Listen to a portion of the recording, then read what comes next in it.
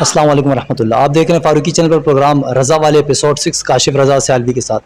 محترم ناظرین، یوم ختم نبوت کا عشرہ گزرا ہے ابھی، اسی حوالے سے آج ہم حاضر ہوئے ہیں حضرت علامہ مولانا قبلہ خلیل الرحمن چشتی صاحب کے پاس کہ ہم عقیدہ ختم نبوت کے حوالے سے قرآن اور حدیث کیا کہتی ہے وہ سن سکیں اور آپ تک پہنچا سکیں، تاکہ کچھ ہمارے ایسے کم علم لوگ بھی ہیں جنہیں اس بارے میں ابھی زیادہ علم نہیں ہے. السلام علیکم علامہ صاحب. وعلیکم السلام ورحمۃ اللہ وبرکاتہ.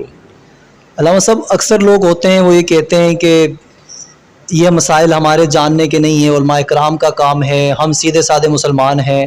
تو ہمیں یہ بتائیں کہ عقیدہ ختم نبوت واقعی صرف علماء اکرام کا کام ہے یا ہر مسلمان کا جاننا ضروری ہے، اور عقیدہ ختم نبوت کی تعریف کیا ہے، اس کے معنی اور مطلب کیا ہیں؟ نحمدہ ونصلی ونسلم علی رسولہ الکریم. محترم کاشف سیالوی صاحب، آپ نے سوال بہت اچھا کیا. پہلی بات ہے کہ ہر مسلمان مرد عورت پر یہ لازمی ہے کہ جو اسلامی امور ہم پر لازم ہے جنہیں ادا کرنا ضروری ہے، ان کے متعلق تمام مسائل کو کما حق کو وہ جانتا ہو.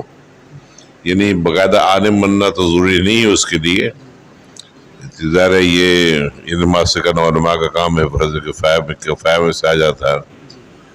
لیکن اتنا علم حاصل کرنا کہ جس کے ذریعے وہ تمام شرعی امور ادا کر سکے، نماز، روزہ، حج، زکوٰۃ کے مسائل اور عقیدے کے مسائل جانتا ہو، یہ ضروری ہے، لازمی ہے، فرض ہے انسان پر. یہ الگ بات ہے کہ ہمارے اس معاشرے میں آج انسان اتنا مصروف ہے کہ علماء سے دور رہتا ہے، کتابوں سے دور رہتا ہے، علم سے دور رہتا ہے. عقیدہ ختم نبوت بھی ایک ایسا عقیدہ ہے جس کا جاننا ہر مسلمان کے لازم اور ازبس ضروری ہے، کہ بغیر اس کے ایمان مکمل نہیں ہوتا. کہ حضور نبی پاک صلی اللہ علیہ وسلم خاتم النبیین ہے، اور آپ خاتم النبیین ماننا ایک مسلمان کے لازمی و ضروری ہے. اگر کوئی نہیں مانے گا تو مسلمان ہی نہیں رہے گا. عقیدہ یہ ہے کہ نبی پاک صلی اللہ علیہ وسلم کو خاتم النبیین ماننا، کہ آپ صلی اللہ علیہ وآلہ وسلم آخری نبی ہیں، آپ کے بعد کوئی نبی نہیں آئے گا. اور جو نبوت کا اعلان کرے گا یا اس پر ایمان لے کے آئے گا، اس کے اسلام سے کوئی تعلق نہیں رہے گا. شروع سے لے کر آج تک، حضرت آدم علیہ السلام سے لے کر حضرت عیسیٰ علیہ السلام تک، ہر نبی نے اعلان یہی کیا ہے کہ ایک نبی آنے والا ہے، ان کا نام یہ ہوا. جیسے قرآن پاک میں ہے وَإِذَا أَخَذَ اللَّهُ مِيثَاقَ النَّبِيِّينَ لَمَّا آتَيْتُكُم مِّنَ الْكِتَابِ وَالْحِكْمَةِ ثُمَّ جَاءَكُمْ رَسُولٌ مُصَدِّقٌ لِّمَّا مَعَكُمْ لَتُؤْمِنُنَّ بِهِ وَلَتَنصُرُنَّهُ. کہ جب اللہ تعالیٰ نے انبیاء سے وعدہ لیا، میثاق لیا، تو اپنے محبوب سے فرمایا کہ محبوب یاد کیجیے اس وقت کو جب عالم ارواح میں تمام ارواح انبیاء کو جمع کر کے وعدہ لیا تھا، جب میں تمہیں کتاب، حکمت، نبوت عطا کر دوں اور تم نبوت میں دے دوں، پھر آخر میں میرا نبی آئے، وہ اس کی تصدیق کرنے والا ہو، تم میرے نبی والے ایمان بھی لے کر آنا، اس کی تصدیق بھی کرنا. اب نبیوں نے اللہ سے وعدہ کیا ہے، اس وعدے کی کو پورا کرنا ان پر لازم ضروری تھا. لہٰذا انہوں نے اپنی امت کے تمام لوگوں کو بتایا ہوگا، یا کم از کم خاص لوگ جو ہے اس امت کے علماء ہو گئے، صوفیہ ہو گئے، مشائخ ہو گئے، دینی مذہبی لوگ ہو گئے، ان کو جمع کر کے پیغام دیا تھا کہ آخری نبی آنے والا ہے. اس لیے ہم کہتے ہیں توریت میں، زبور میں، انجیل میں نبی پاک صلی اللہ علیہ وسلم کا ذکر پاک موجود ہے. انہیں بتایا تھا کہ آخری نبی آنے والا ہے. صرف ہمارے نبی صلی اللہ علیہ وسلم کا ایسی ذات ہے جن کی پوری زندگی میں کوئی ایسا پرام، کوئی ایسی روایت نہیں ملتی کہ آپ نے یہ فرمایا کہ میرے بعد کوئی نبی آنے والا. تو تمام انبیاء نے اعلان کیا. یہ وجہ ہے کہ عیسائیت اور یہودیت کے بہت سے لوگ پہلے سے آ کر یثرب میں آباد ہو گئے، جس کا نام حضور کے آنے سے مدینہ پڑ گیا.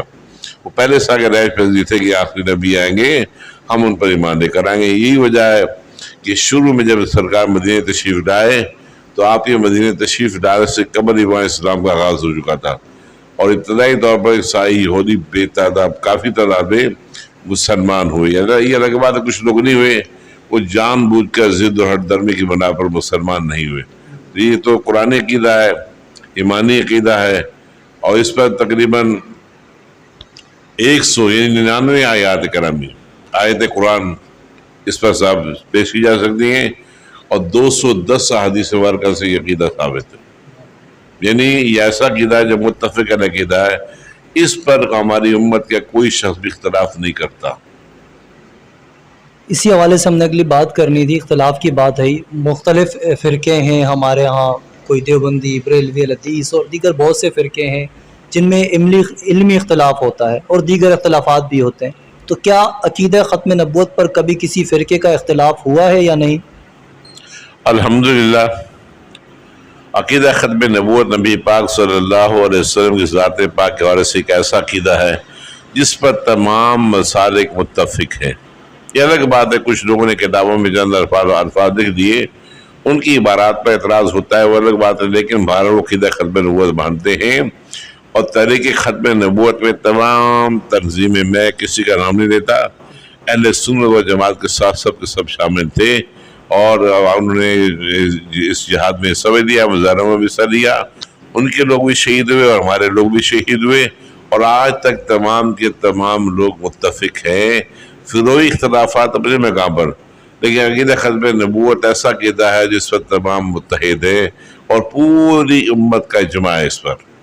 دوسرا یہ بتائیں حضرت کہ اگر ختم نبوت کا کوئی انکار کرتا ہے کوئی شخص تو اس کا انجام کیا ہوگا، اور ہمیں کیا حکم ہے، ہم ان کے ساتھ رابطے یا واسطے جو تعلق ہے وہ کیسا قائم کرنا چاہیے؟ دیکھیں عقیدہ ختم نبوت پر ایمان رکھنا، یقین رکھنا مسلمان ہونے کے لیے لازم اور ضروری ہے۔ جو نبی پاک صلی اللہ علیہ وسلم کو بھی مانتا ہے اور کسی اور کو نبی مانتا ہے، وہ ہمارے نزدیک مسلمان نہیں ہے۔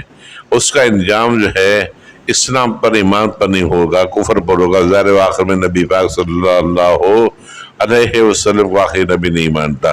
اس سے ہمارا ایمان عقیدہ ہے کہ جو مسلمان نبی پاک صلی اللہ علیہ وسلم کے ساتھ ایسا عقیدہ نہیں رکھتا وہ مسلمان ہی نہیں ہے۔ رات کا کھانا پینا اسے دعوت اسلام دینی چاہیے، اس عقیدے کو واضح کرنا چاہیے، تاکہ واضح نہیں ہوتا پھر ایسے بندے کے ساتھ تمام تعلقات ختم کر دینے چاہیے۔ دوسرا یہ حضرت ہم اکثر سنتے ہیں لوگوں سے کہ وہ اکثر یہ کہتے ہیں کہ عقیدہ ختم نبوت کی اہمیت اتنی نہیں ہے، یا مختلف قسم کے جو سیاسی لوگ مختلف باتیں کرتے ہیں۔ تو حضرت دور ہے حضرت ابو بکر صدیق رضی اللہ عنہ خلافت کا دور، آغاز کا، مسلمانوں کی معاشی صورتحال اتنی مستحکم نہیں ہے، دیگر مسائل کا بھی سامنا ہے، وہاں ہوتی ہے جنگ یمامہ۔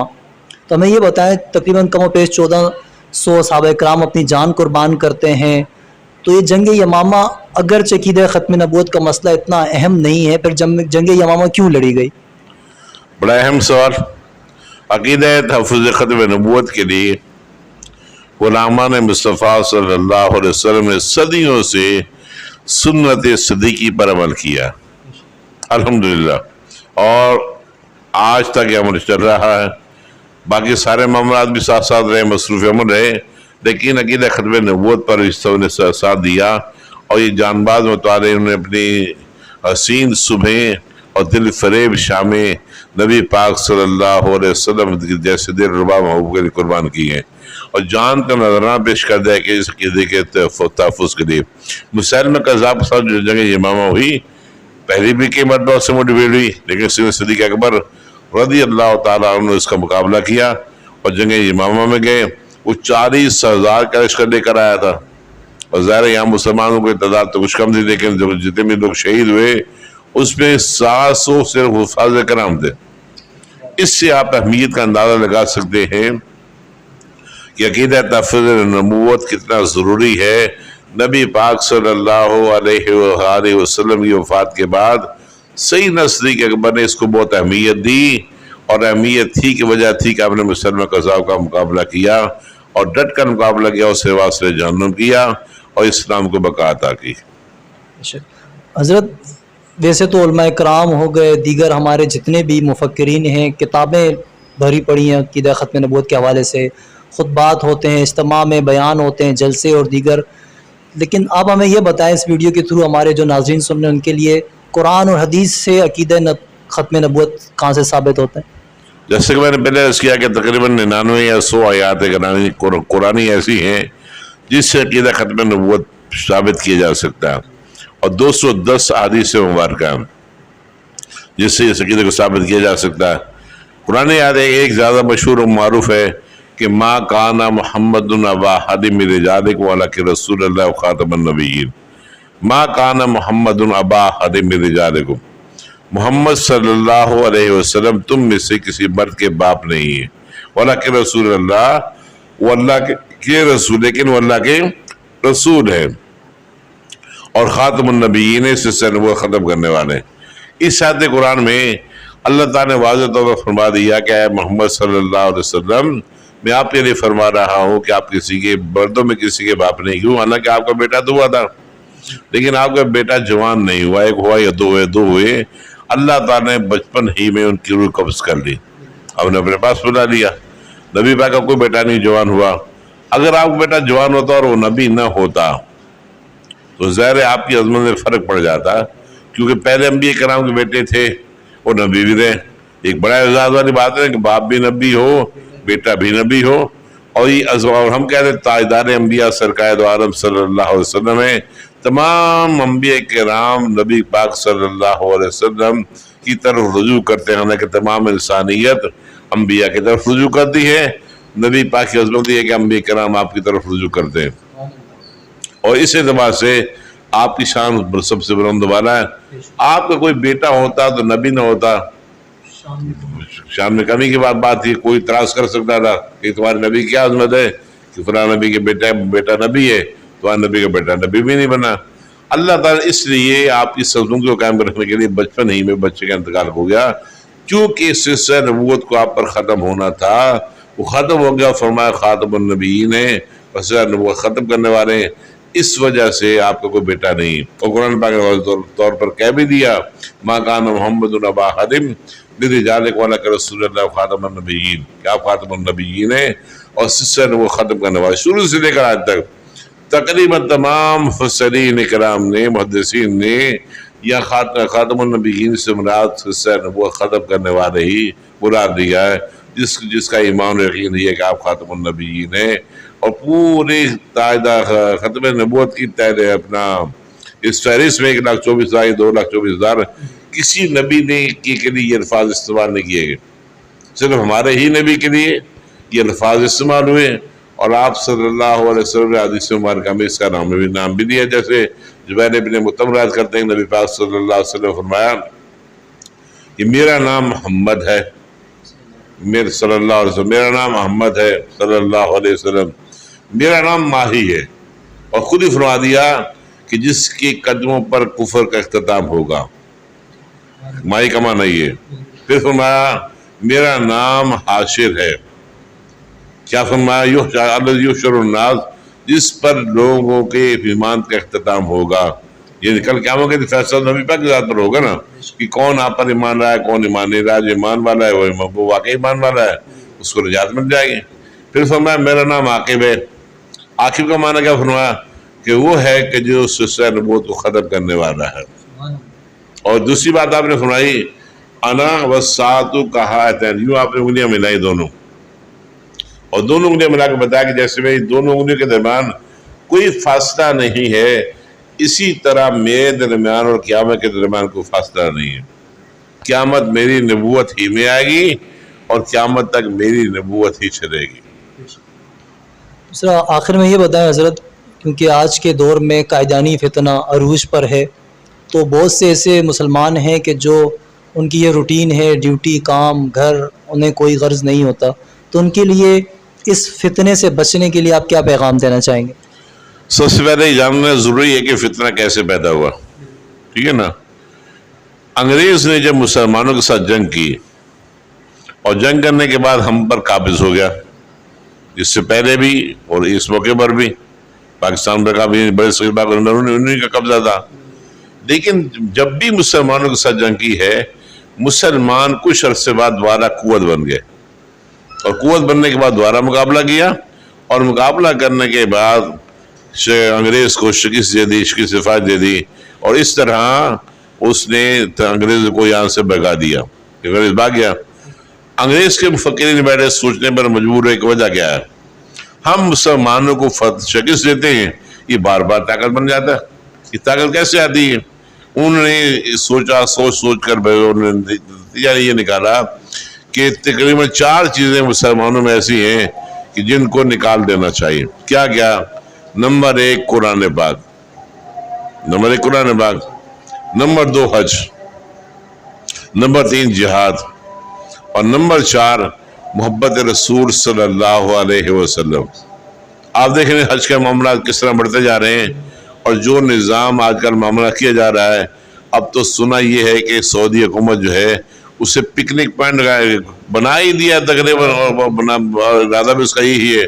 اب حج کے معاملات کیا ہوتے ہیں، وہاں دیگر جو لوگ حج کرنے جاتے ہیں بڑی عجیب و غریب حرکتیں کرتے ہیں.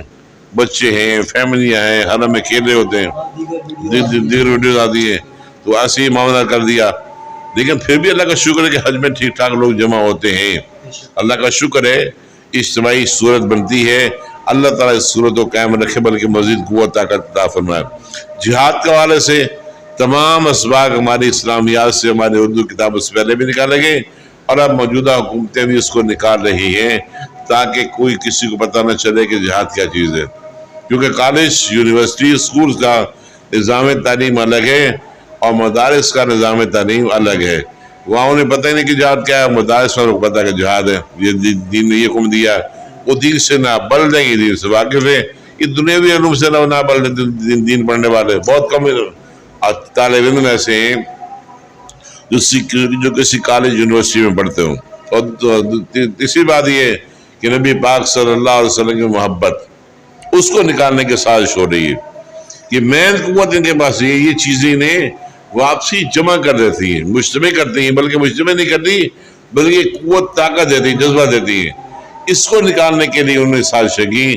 اور ڈاکٹر علامہ اقبال صاحب نے اس بارے میں وضاحت کی تھی، یہ فاقہ کش جو ڈرتا نہیں موت سے ذرا، روئے محمد اس کے بدن سے نکال دو، فکر عرب کو دے کے فرنگی تخیلات، اسلام کو حجاز و یمن سے نکال دو.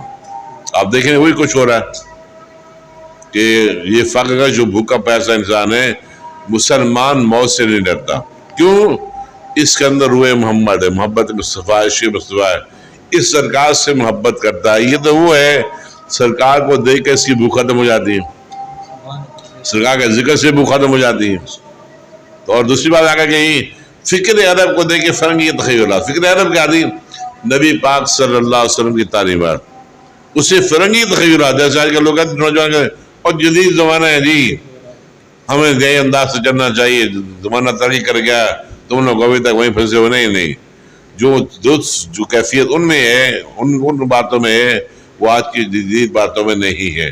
تو اس جدیدیت کے چکر میں آ کر ہم بھی انگریز کی طرف رجوع کر دیا. انگریز کچھ نہ کچھ حد تک، کافی حد تک، بلکہ کافی حد تک کامیاب ہوا، اور مسلمان کمزور ہوئے. اور مسلمان کمزور جب ہونے شروع ہوئے تو اس نے مرزا غلام قادیانی، ایک گماشتہ شاہ اس نے یہاں تیار کیا، اور اس کے ذریعے سے اس نے ختم نبوت پر حملہ کیا. کیوں؟ اسے غور کیا، غیر انگریز یہودی اور عیسائی جو ہے نا، وہ مسلمانوں کے حوالے سے بڑی غور و فکر کرتے ہیں کیا چیز میں مرکزیت کسی چیز پر حاضر ہے.